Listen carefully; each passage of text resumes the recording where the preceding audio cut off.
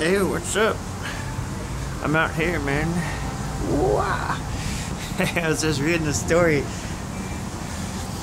Today's the 6th of February. Or wait, yesterday's 6th. It's an article I was reading about a prostitute. I think it's in Canada.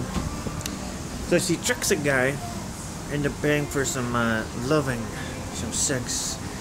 And it's like $800 or something. And so he's like, yeah, okay. So he gets an envelope and no money in it. He says, alright, the money's in there, but it's part of my fantasy that you don't open it until we're done. And so the two of them copulate, completely consensual and everything. And at that point, she gets suspicious, she says, and she goes and checks the envelope. Turns out there's no money in it.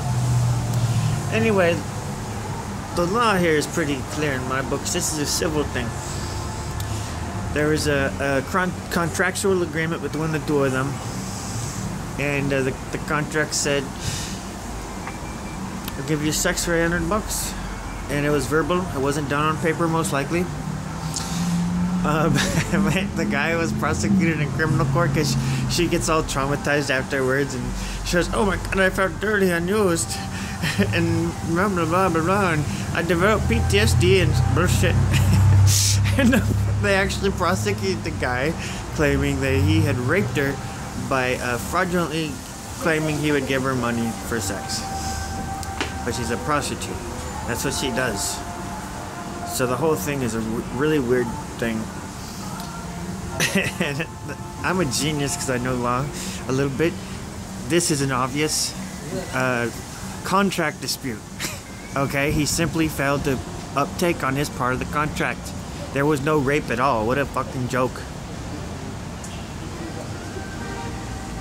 So if I was the judge, I would be like, prosecutor, what the fuck are you doing bringing this fucking case to my attention? Trying to pull this shit up in my court? Why don't you fucking, tell her to go to civil court and sue him and get her $800 that way. Because we don't prosecute fucking civil claims in criminal court. Okay? Anyway. Well, there you have it. You could probably search for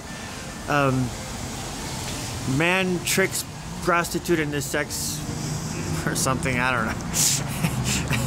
I posted on my Twitter too, so you'll find it today. It's February 7th. I posted the link to the article.